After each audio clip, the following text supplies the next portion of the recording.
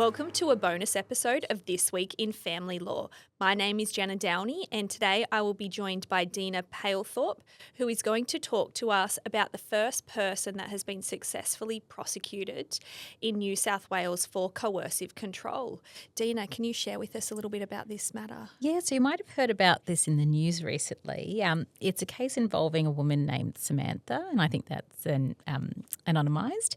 Her partner was recently sentenced earlier this year to a custodial sentence of 15 months under the new coercive control legislation in New South Wales. And it's the first case where someone has actually gone to prison under this new legislation.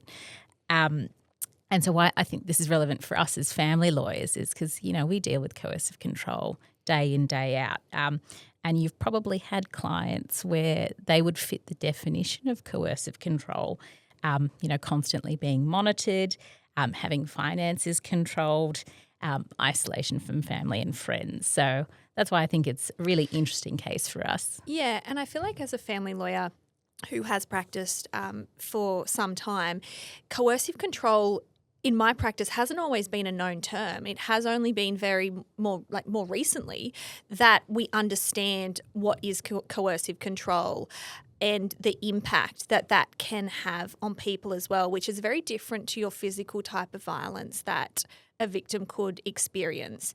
It has multitude of facets that encompasses coercive control. So this is really interesting that we've seen the first case that has come out now in New South Wales. Yeah, I mean, interestingly, the legislation, it was enacted in 2022 and came into effect in July 2024. So we're now in 2026 and it's the first successfully prosecuted case. So it'll be interesting to watch this space. But before we sort of get into Samantha's story, I might just give you a bit of a background about the new legislative landscape.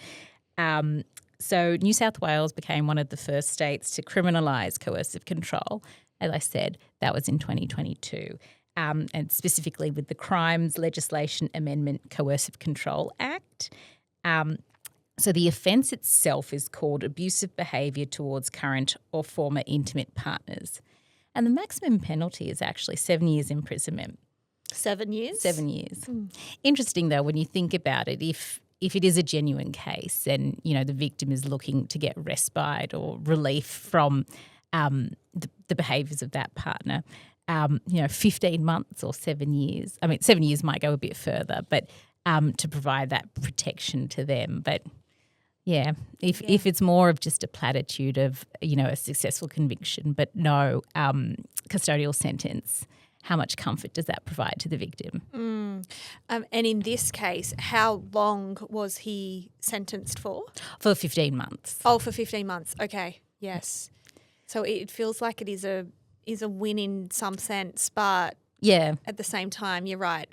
How, 15 months, is it really going to have a significant impact on changing someone's behaviour? And particularly in this case, they share a child together, so they're going to continue to be in each other's lives. Yeah. Yes. Hopefully, with this conviction, that will put, he might gain some insight and it might put a stop to the behaviour. But, that's the part of our clients' journeys that we never see. We take them through court, but you don't see them beyond that. Yeah. So I guess what's interesting about this act is that it's the offence isn't about a single act. It's about a course of conduct that is designed to coerce or control the other party. And, I mean, it's stuff that we see in family law matters every day: intimidation, surveillance, financial restrictions, and isolation. And in thinking about this, I thought back to one of my early cases. It was a 2016 case, and my client had installed a tracking software on the other party's mobile phone. And really, in that issue wasn't really properly engaged with. I mean, I think the judge sort of looked down on the behaviour, but it wasn't made such a big deal that it would be made now if that was put before the court. So really interesting to see how our changes in practice have sort of developed over the years and our recognition of this type of family violence. Yeah, that's right. I think we've all had those cases where there has been an example of some type of surveillance or controlling the finances.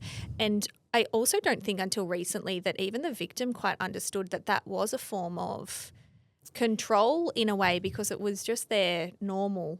Yeah, They didn't quite understand that that shouldn't necessarily be happening. that wasn't the norm. You get so Yeah. conditioned to these patterns of behaviour. Yeah. One of the things that she went on to say is when she ultimately went to the detectives and handed over all the evidence, I think it was something like 6 years worth of text messages, she was watching the expression of the detective, and he was sort of like wincing as he was going through it, and she said, I felt a bit humiliated, that I was going through that and not realising that it was something. Yeah, okay. Yeah, so embarrassed that she didn't necessarily, that she put up with it, Yeah. perhaps. Yeah, I think that was the case, Yeah. But I think it just goes to show how strong she was, really, to withstand 6 years of that type of behaviour. Yeah, and I think what she goes into is that it was this very slow pattern of and we see it a lot. I've watched a lot of those cold case files, and you see it. It's this intense relationships in the beginning. Everything's rosy, and then very slowly, like the rose-coloured glasses come off, and little red flags come up. I think one of the things she referred to was that early in the relationship, he made her apologise, and she's like, I don't know what I'm apologising for. And he just kept at her. And so she apologised just to placate him. And then it, that set the scene for that type of behaviour to continue. And then she felt pregnant and sort of became stuck in that situation. And as time progressed, she was isolated from family and friends, so she didn't have those support networks that she could draw on. And she sort of just became siloed in her own little hole. Yeah. Do you think that this is that him being sentenced, albeit for a short period of time, is a good thing? Well, I think it's a step in the right direction, isn't it?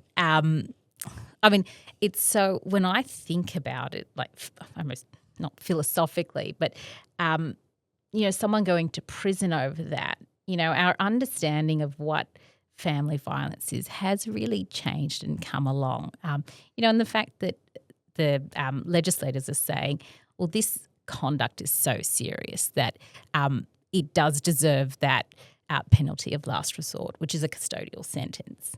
Yeah. Because the effects can be so damaging. And we see it in family law cases, that the effects of the family violence are long lasting and they stay with the person. Yeah. She talks about there's this pattern of behaviour that left her feeling constantly anxious. That's when she ultimately went to the police and did something about it.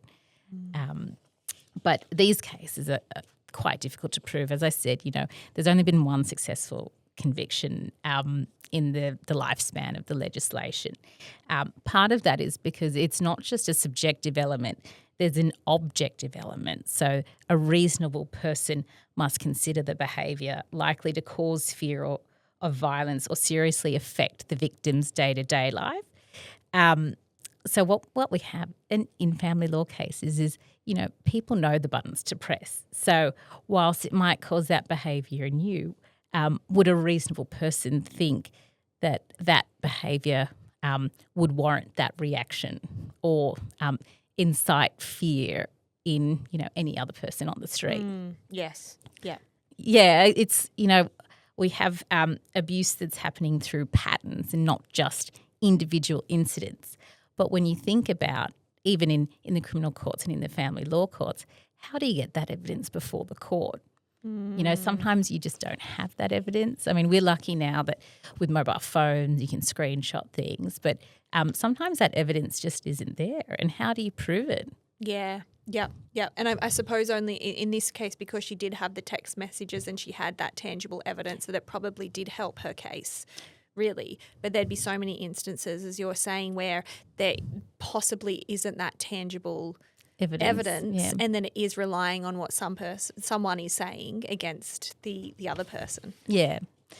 And I think the other thing that the court looks at, or at least in parenting matters, is okay. So that's the behaviour, but what is the impact of that behaviour? Has it affected your day-to-day living? Has it made your contributions more onerous?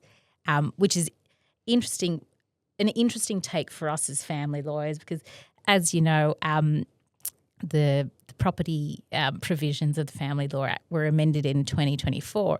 And so now we have this codification of the Kennan principles, which expanded to include coercive control.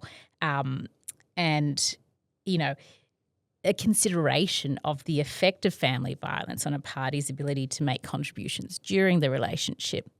So it'll be interesting to see how these amendments play out, once we've had a few more matters going through the court and running these arguments.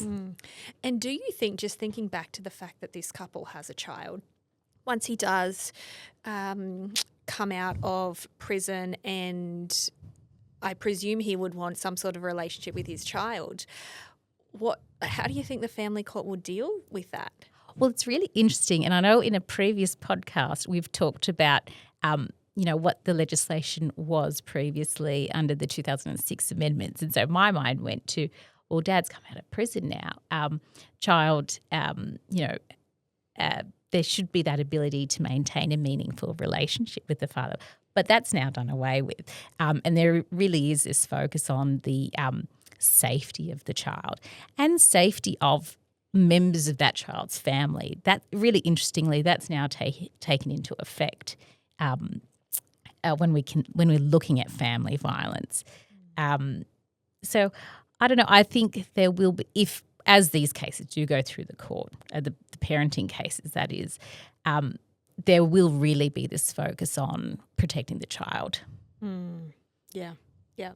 And if that means that the mother is facing some sort of abuse or control and may not necessarily be directed towards the child, at the same time, in order to protect the child, you do have to cater for the mother and the impact that that type of behaviour is having on her. Yeah, and I think, we do have a highly discretionary system, so it might be that judges sort of take different views on this, and that's completely permissible, given that there's been no further legislative direction than that, the consideration of the safety from harm, but where to from that? How is that interpreted in the cases?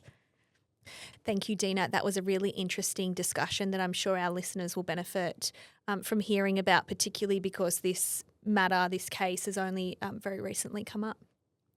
We've loved being in your ears for this bonus episode. We'll be back to regular programming on Monday.